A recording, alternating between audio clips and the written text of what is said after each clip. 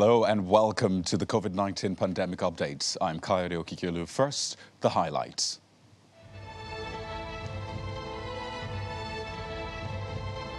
The WHO and South Africa caution against ban on travel from 7 southern African countries, say travel restriction is hasty.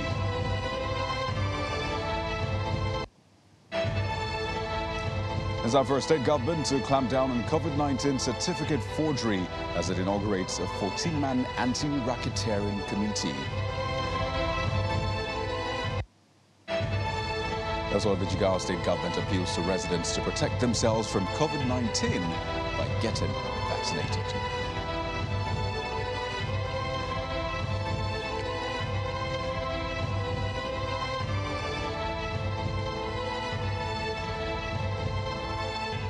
We'll begin with global breaking news about the new B11529 variant, which appears to be spreading quite fast in South Africa, with cases also recorded in Botswana, Hong Kong, and now Belgium. As at the last count, at least 11 countries, including the UK, France, Japan, Morocco, have introduced travel restrictions on southern African countries Botswana, Zimbabwe, Namibia, Mozambique, Lesotho, Eswatini, and South Africa. The World Health Organization has cautioned countries against hastily imposing travel restrictions over the new variant as it holds a closed-door experts meeting in Geneva. It is expected that the meeting, which began at noon Nigerian time, will decide whether to designate it as a variant of interest or a variant of concern. Meanwhile, the ban has been generating strong reactions in South Africa. The country's National COVID Command Council is expected to meet on Sunday, November the 28th, to discuss updates on the latest COVID-19 variant identified in the country, as well as measures to take further. Has noted the announcement by the United Kingdom to temporarily ban all flights from southern parts of Africa, including South Africa, from entering the United Kingdom due to the detection of a new coronavirus variant. While South Africa respects the rights of all countries to take the necessary precautionary measures to protect their citizens, the UK's decision to temporarily ban South Africans from entering the UK seems to have been rushed, as even the WHO is yet to advise on the next steps. Minister Naledi Pandor said, "Our immediate concern is the damage that this decision will cause to both the tourism industries and businesses of both countries. South Africa will engage the UK government with a view to persuade them to reconsider this decision." My fear currently is travel restrictions because that's a huge part of my job. So for me, it's the implications this is going to have, to move around for work. It's really concerning, and the fact that at the moment, the vaccines that are on the market, nobody knows if actually they're going to be effective against this variant or not. It's really worrying for me. Very emotional. I was happy to see my family, but I want to get home to my husband and my kids now. Yeah, so I hope I can make this flight with the tests and everything. It's a big inconvenience. We had our flights booked for a week's time, but we got the news from our daughter in the UK about 12:30, 1 o'clock last night, saying that the UK were going to introduce a red list. It's unfair, it's unjustified, it's abrupt, and it's not good for tourism for South Africa. We understand that Virgin has been bringing in a lot of tourists into South Africa. And ever since these regulations were passed last night, people are frantically trying to get back into the UK. The implications for tourism for South Africa are dire. It's very unfortunate. So those are some reactions to the travel restrictions we've seen across at least 11 countries on travel from southern African nations regarding the B11529 variant. But clearly, it will seem that the fight against COVID-19 is far from over. We've had the Alpha variant. Remember, we've also had the Beta variant, the Delta variant, and now the yet-to-be-named B11529 variants. Consider that an additional reason why we must continue to wear our face masks whenever it's required, avoid large gatherings, ventilate rooms, and maintain hand hygiene. Meanwhile, let's bring you some analysis of the latest COVID-19 trends. 65 additional persons in Nigeria have tested positive for COVID-19 in the last 24 hours. According to the Nigeria Center for Disease Control, the latest figures were reported from 9 states and the FCT and indicate a drop from the figures reported 24 hours earlier. Lagos led again with 20 new infections, followed by the FCT with 12 cases. Kaduna and Oyo came in with 11 and 9 infections.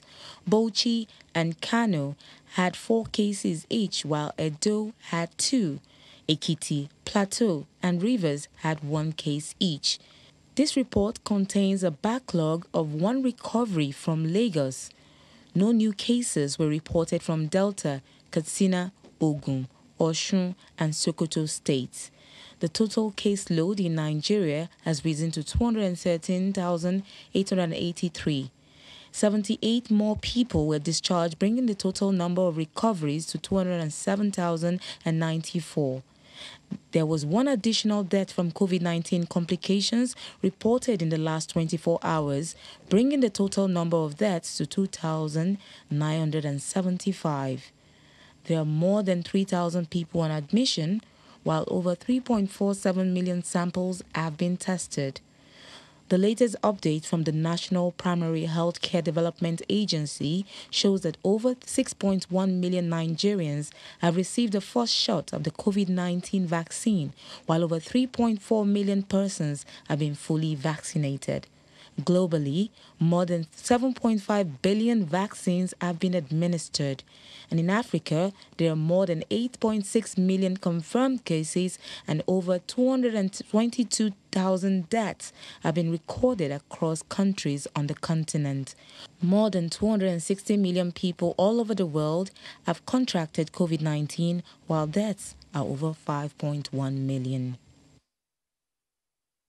So the issuance of COVID-19 vaccine cards to unvaccinated persons is still a major concern, as the December 1st deadline given by the federal government to civil servants to be vaccinated or present a negative COVID-19 PCR results to gain access to their offices. In Zamfara State, the COVID-19 task force is taking precautionary measures to prevent such by inaugurating a 14-man committee against vaccine card racketeering in the state. The chairman of the COVID-19 task force in the state, Nasir Magaria, says the state government has partnered with security agencies to ensure that anyone caught is prosecuted. Earlier on, the state government had flagged off the 3rd phase of vaccination and mass campaign for vaccination in the state. I want to use this opportunity once against any form of misuse of vaccine or vaccination card. Vaccination card racketeering is a criminal offense if perpetrated anyone caught with a COVID-19 vaccination card without the person having taken the jab will be prosecuted. We are declaring zero tolerance for this kind of activity. The DSS, the Nigerian Police Force, EFCC, Civil Defense, ICPC, and other security agencies in the state are involved in these attacks against cards racketeering. Furthermore, any individual found promoting or trying to access cards illegally will also be prosecuted. We cannot fold our arms and watch the activities of those few individuals to disrupt the integrity of the whole vaccination process.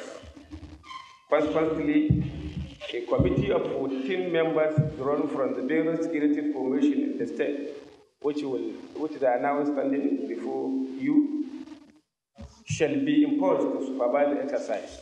The establishment of the committee was necessitated by the immense need to prove the potential devastating effect that could result if COVID-19 card racketeering is not helping. The committee members are expected, in collaboration with their local government counterparts, to randomly investigate potential areas and ensure that art is prevented even before it happens.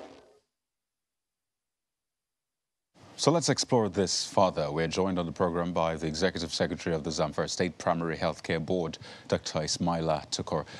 Thank you for joining us on the program, Dr. Tukur. I mean, 14 men to oversee this vaccine racketeering, vaccine card racketeering in this state. And it begs the question, just how much of an issue is this in Zamfara State?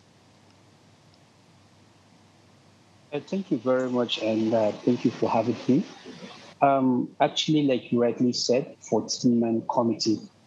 Remember, His Excellency the Executive Governor gave the directives that similar committees are expected to be launched in the 14 LGS as well, where all the members of the state committee are going to be replicated at the local government levels. So certainly, we're all going to be having a replica of what is in the state at the local government as well. So the 14-man committee is going to oversee the activities within the state and at the local government level, while at the local government level, we are expecting the committee at that level to also carry out their activities at the ward and facility levels. So it's actually a joint activity and is going to be conducted simultaneously with all the relevant stakeholders in the committee.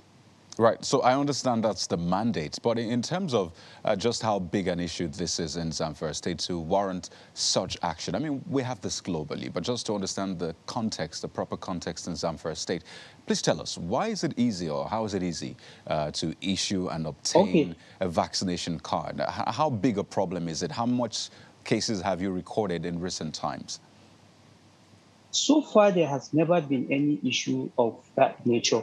Actually, it's a precautionary measures that was taken at national level, and Zamfara State being very able to actually replicate and ensure that we carve activities before they even happen was actually the impetus that make us to swiftly seek the leadership to quickly inaugurate this committee so as to ensure safe and effective implementation of this activity.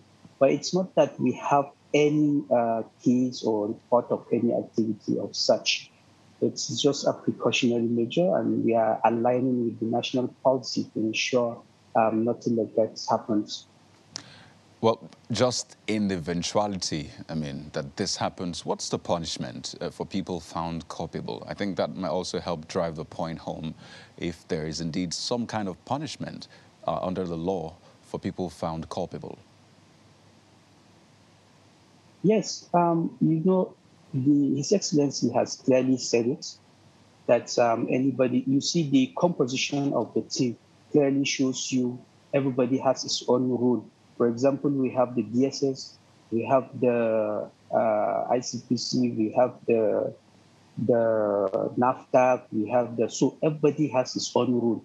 Ours is to ensure that we follow up and ensure that it does not happen, but in the event it happens, we have the law enforcement agents and the proper legislative acts will now besides. So it's clearly stated that it's a criminal offense and it has its consequences for health worker and also the perpetrators or anybody that comes to come out with that fraudulent act.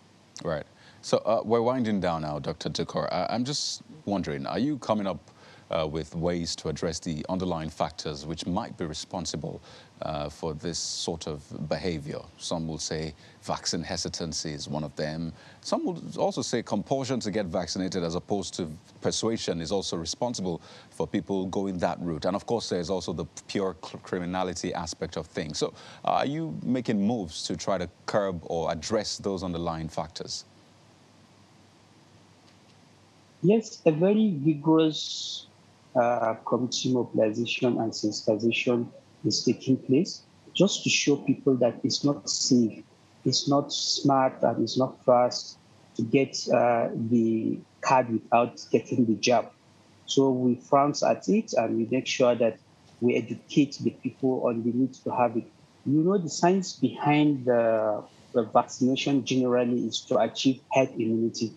So we have to make sure that we let the populace understand that even if they got, if you are not getting vaccinated, you're being a source of danger to the general public. So it's not about yourself, but the general public. So you have to see it in terms of your family, your close relatives and the distant relatives and your community and the country at large. So it's not about you as a person, but the general public.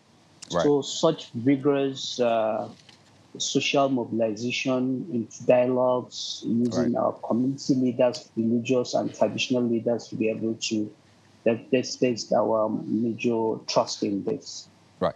Great place to anchor. Dr. Ismail Tukar, who is the Executive Secretary of the Zamfara State Primary Healthcare Board. Thank you very much for your time. Well, we'll go on a quick break now, and when we return, we have more on that new COVID-19 variant, plus the situation in Germany. Please stay with us.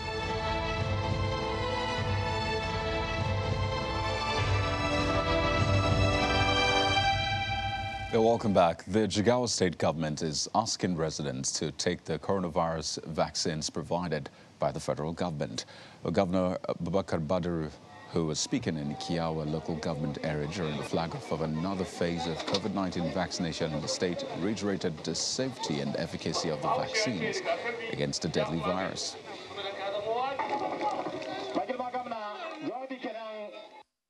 I did over 20 COVID tests in the last 1 month or so when I'm traveling from state to state as a requirement, and it all turns out negative, courtesy to the vaccine that I have. So be safe by taking this vaccine. I don't want us to go back to the situation where we will lock you down at home. We have seen states, we have seen countries that have gone back to locking down people. Today, what is happening in the Netherlands is an example. We don't want to go back to that time. We don't want to lock you at home. We want you to take this vaccine. So we will roll around, be in our markets, be in our mosques worshiping, be everywhere safe and sound. Are we going to do it? Sure. Well, let's now head over to Germany, where the severe fourth wave of the COVID-19 crisis continues to dominate the news. The country has now recorded over 100,000 deaths since the start of the pandemic, a truly sad milestone. Meanwhile, the weekly incidence rate and daily case rate continue to hit new records. Over 70,000 new cases were recorded in just one day this week alone, as new regulations are introduced to deal with the crisis, while the subject of mandatory vaccination is now on the front burner. Well, DW correspondent Arthur Sullivan joins us from Berlin for more. Well, Arthur, the fourth wave seems to get worse and worse in Germany by the day. Is there any sign of improvement or perhaps some hope that things will change soon? In the last 24 hours, there's been another 75,000 new cases. Roughly, that's a new record. Also, over the last week, there's been about 350,000 new cases, also a record. The incidence rate is well above 400 at this stage. You know what's coming next, also a record. So that's the thing in terms of case numbers at the minute in Germany. It's constantly reaching new highs. The virus would appear to be everywhere. It's just everywhere in the population. It seems the 350,000 figure, that's the amount of new infections over the last week. To put that figure in context, that means that roughly around 1 out of every 230 Germans or people living in Germany have contracted COVID-19 in the last week alone.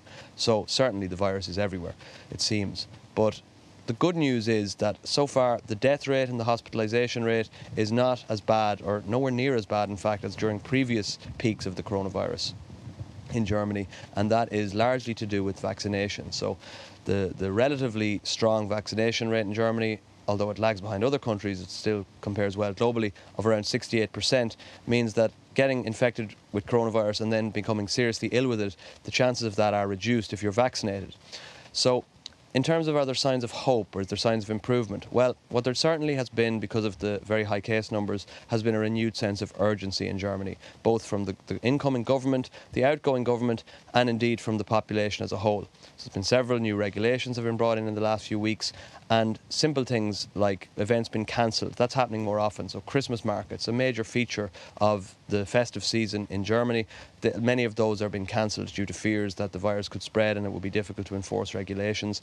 Also, you increasingly see that restaurants and businesses and workplaces are taking regulations on checking vaccination certificates, recovery certificates more seriously than they had been previously. So there is that renewed sense of urgency. And just on that note, just today, we have seen the news emerging of the new variant from South Africa. Still very early days in terms of the research, but there is a clear indication there that there is a new variant that could potentially be more transmissible spreading. And on the back of that, Germany has announced that it will be introducing new strict regulations in terms of travel from South Africa. So it has said that airlines will only be able to fly from South Africa if they're carrying German citizens or those resident in Germany. And indeed, those who travel back, they will have to quarantine for 14 days regardless of their vaccination status. Well, earlier on you referenced the government. That's both the outgoing and incoming government. Now, they've been under pressure to take new measures to handle the situation. If you could tell us, are they meeting that challenge? The new government just this week brought in new regulations through the Parliament. They're not yet in place, of course, the new government, but they will be in early December, it looks very likely. So they've already started introducing their own legislation. And what that legislation mostly focuses on is making life harder and harder here for unvaccinated people. If you're unvaccinated, you will be able to partake much less in public life.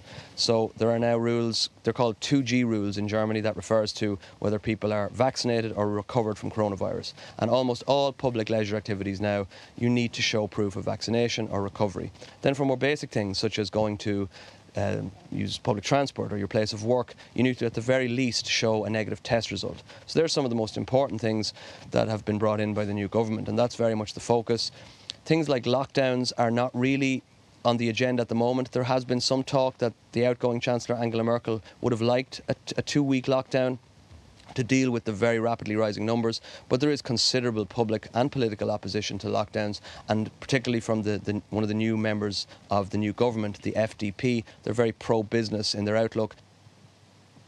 So let's, on a final note, talk about the relatively low vaccination rate in Germany, which appears to be a source of concern. So is this causing tension, and could vaccination become mandatory? In fact, it is said that some of these cases are as a result of people not being vaccinated. Yes, vaccination is one of the big talking points and has been for several months now in Germany.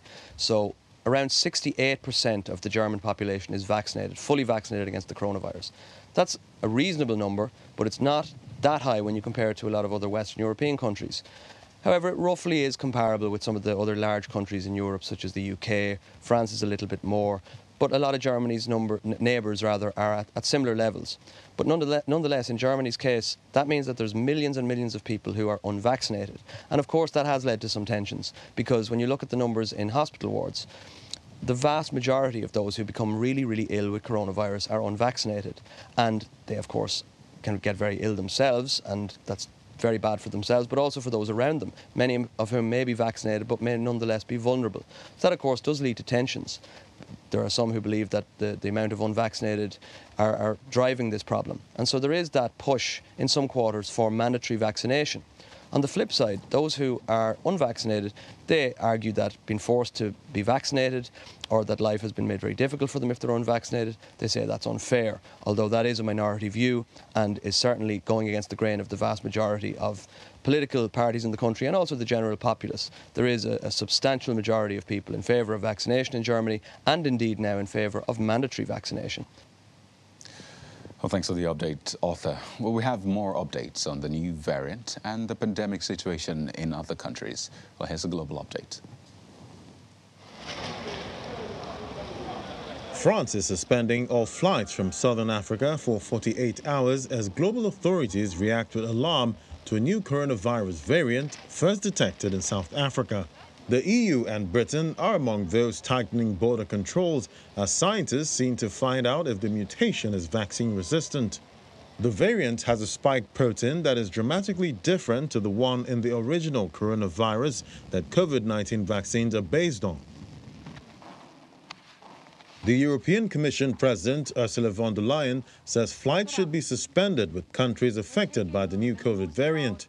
The Executive Commission will recommend that all 27 member states implement the measure and hopes for the European Council to give the green light as soon as possible.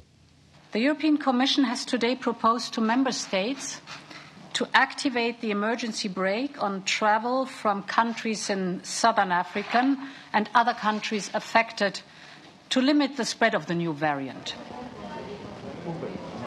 Belgium says it has detected the first announced case in Europe of a new COVID-19 variant in an unvaccinated person returning from abroad. The infected person tested positive on November 22nd and had not had COVID-19 before.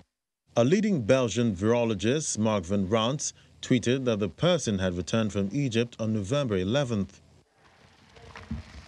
And while Britain has announced a flight ban from South Africa and its neighboring countries, Health Minister Sajid Javid told Parliament that it was highly likely that the new variant had spread beyond South Africa's borders. The sequence of this variant, currently called B11529, was first uploaded by Hong Kong from a case of someone travelling from South Africa. The UK was the first country to identify the potential threat of this new variant and to alert international partners. Further cases have been identified in South Africa and in Botswana, and it is highly likely that it is now spread to other countries. In the meantime, many countries in Central and Eastern Europe have adopted harsher epidemic prevention and control measures, including stepping up vaccination efforts to deal with the worsening pandemic situation after seeing rapid growth in the number of COVID-19 cases. Or visit our website, channelstv.com, for more updates and a better understanding of the pandemic, plus the latest on the new B11529 variant of the virus. We also have other stories for you, from sports to politics and so much more, all at your fingertips. Now, that's the COVID-19 update. Thank you for watching. I'm Kayode Kikilu. Stay safe.